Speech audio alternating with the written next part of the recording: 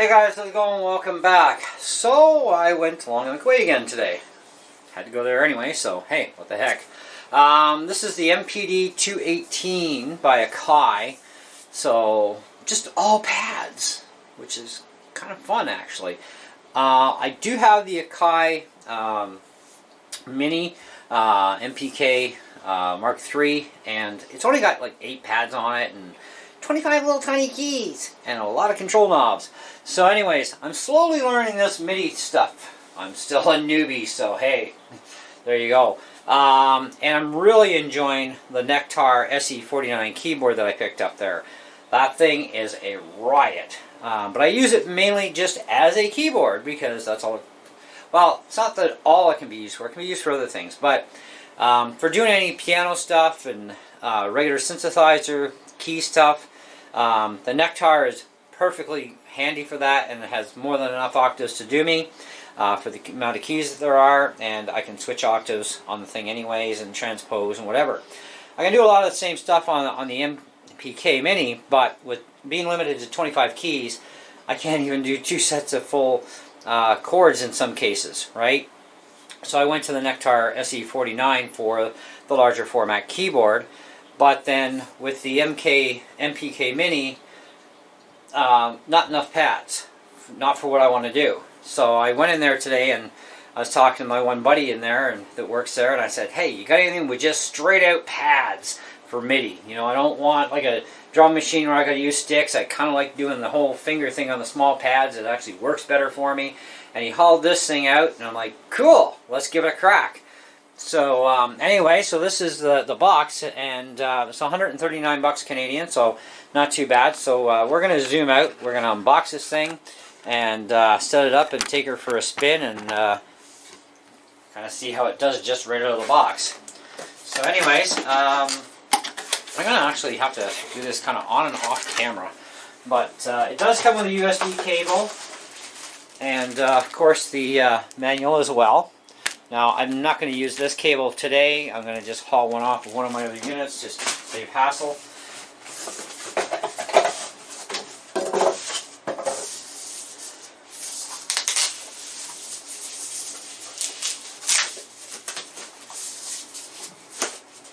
And there's the cute little unit, and it's pretty small actually. It's kind of neat. So anyways, just pop her down there. Away we go, and we'll grab cable off of this one here. So the new Mac Mini is working out really well for doing this stuff. I'm really enjoying the Mac Mini. And I want to do more stuff with my music, and this is going to definitely help with that. So we plug her in, fire it up, ready to rock and roll. So bring the Mac online here.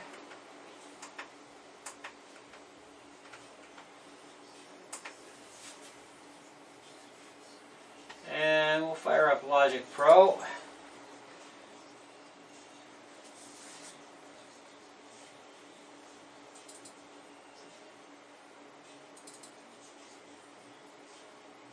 And let's pick out a drum kit, Blue Ridge. Nice.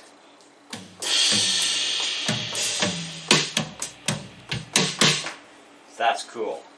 So we do have apparently 3 different banks in this thing from what I was reading on the box. So we've got 16. So 16 times 3. So 8, 16, 32,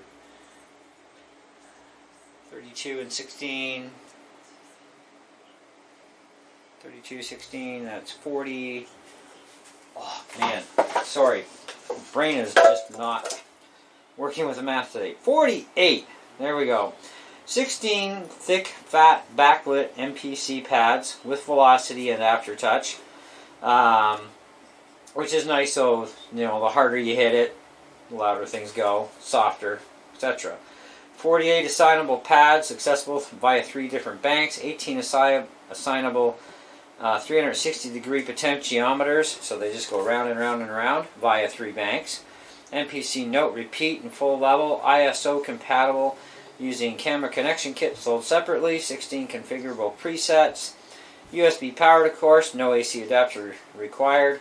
Includes Ableton Live Lite, Akai Pro MPC Essentials, and Sonybox Big Bang Cinematic Percussion and Big Bang Universal Drums.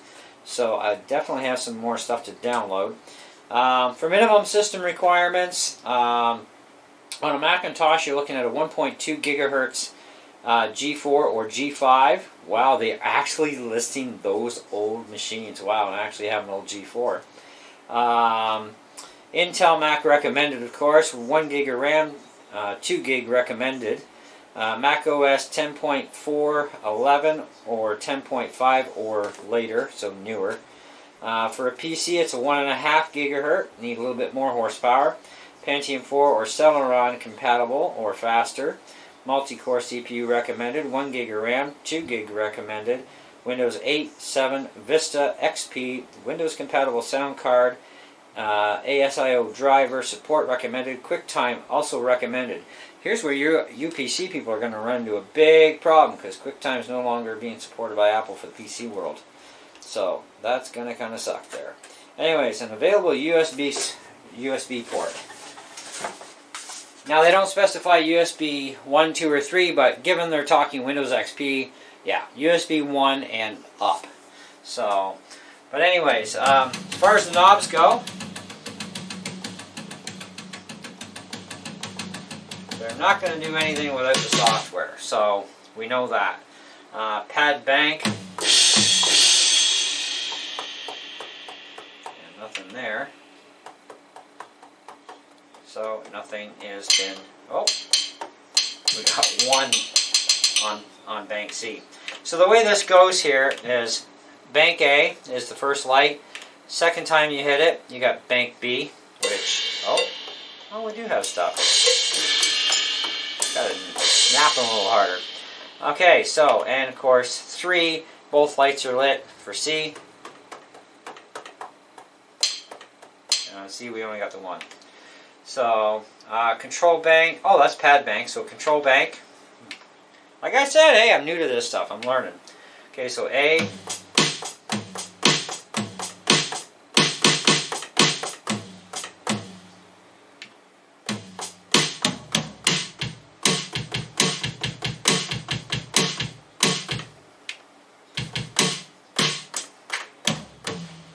So I'm guessing that because we've got nothing programmed into this, we're pretty much getting a lot of the similar stuff going on here. Anyways, then you got full level.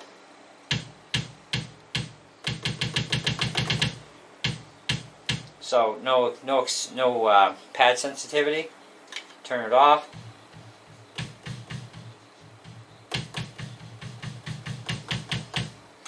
Okay, note repeat, that sort of stuff. They don't even tell you if it's on or on.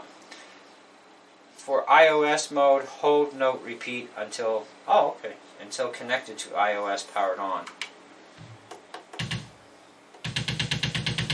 Oh, that's cool.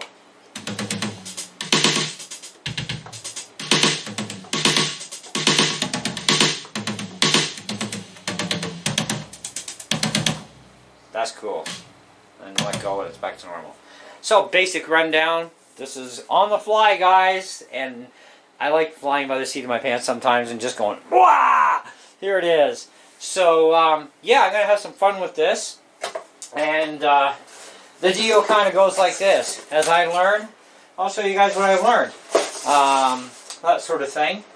It makes it kind of simple that way. Because, like I said, I'm still really new to the whole MIDI thing. It's only taken me like the majority of my life to get into this stuff. But I'm kind of glad I waited too, because, you know, it's all the whole USB plug-in stuff. It's very simple. Hookups and, you know, that sort of thing, which I kind of like the simplicity of it all. And being able to go through programs like, you know, Logic Pro or GarageBand, I mean, you have thousands of choices of stuff you can do with this thing. And even though, you know, I bought it for doing drums, let's say I wanted to put a guitar sound in there. Okay, so this is called Amp Synth Lead.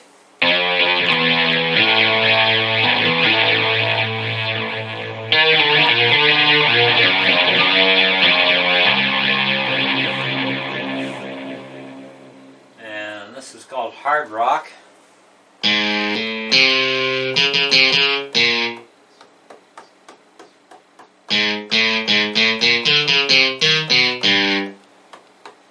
So I guess you're only going to get so many sounds. So anyway, I will learn, like I said, as I learn, I'll teach you guys what I know. Because a lot of you guys are going to be beginners too. Hey, we all get to that stage and we move on to intermediate and professionalhood someday. But yeah, I think this is definitely going to fit my requirements. As far as the Mini goes, it's still got its usefulness to me, because there are things that obviously it can do even with its features that this thing doesn't do or can't do. So it kind of doesn't hurt to have a few different types of MIDI devices, you know what I mean? And so I probably won't get a lot of use out of the pads that much on the MK Mini anymore, but I will get use a little bit out of them and its features. And of course it does have its own little keyboard there, you know, which is kind of useful for doing small little things. I'm going to have to shift some stuff around again and make some space, because I'd like to actually have this down here with the other ones. So I'll have to move my amp, but you know, that's going to have to actually, I don't know where it's going to go, because I still have to put my hub back up for my computer. But anyways, then of course I got my main keyboard for my keys stuff. And anyway, so it's working out. So that's not bad for 130 bucks. I think, as far as, you know, it feels like it's built pretty good quality wise. You know, it is plastic and it's not very heavy, you know, but it's kind of nice to have that lightweightness either way. And the rubber feet are nice. They grip really good. Sits nice and flat, and you know, you can have your fun. There are angled stands that I've been looking at on Amazon too, and I might actually pick up a couple. One for the MK, because it's actually sitting on a laptop stand right now.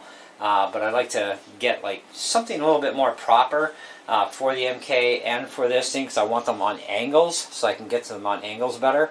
But I want a much steeper angle toward me, so then I can sit at the piano and at the two machines and do the stuff I need to do, right? You know?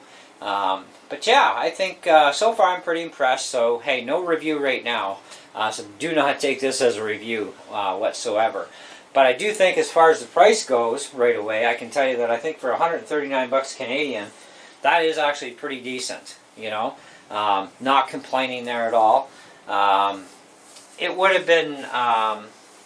I'd like to say it would be nice to have like a display up here, but I mean, you're programming stuff on screen with these knobs anyhow, so you're really not missing anything. You know. But the simplicity of switching banks, you know, A is A, and then, you know, B, and then C is both, and that comes in kind of handy for that stuff, for the pad bank and the control banks. I like the repeat function. You just hold it and, you know, do your thing, type of thing. I'll have to check out this NR config thing. I'm going to definitely have to read the book on this. I honestly haven't even dove into the book yet for the MK Mini. I've been kind of, you know, anything I've been doing, I've been kind of just pop up my program and, you know, mess around and just play with it, get used to it, comfortable with it, you know, and just experiment, because I think experimenting sometimes we can learn a lot easier that way than as opposed to reading. But if you're not sure about something, reading certainly does help, that's for sure. But anyway. So, if you got one of these units, let me know what you think of it. So far, I'm kind of really impressed with it for the money, definitely, and it should more than do for what I need, especially with the amount of pads that I now have access to that I didn't before. So now it'll be easier to assign things. Because one of the things I do find problematic is if you want a big drum kit with only 8 pads, and you're in one bank with those 8 pads, it's kind of like limited. But if you need like a much bigger kit, well, 16 pads, that ought to more than do ya. If not, something might be wrong, I don't know. So that's why I was kind of thinking, let's just go to something with straight pads for the drum thing and see how that works out for us. and just continue on our journey of learning about MIDI and putting that into use in my music. So anyways, thanks for watching. Hope you enjoyed the video, and we'll definitely catch you on the next one. See ya.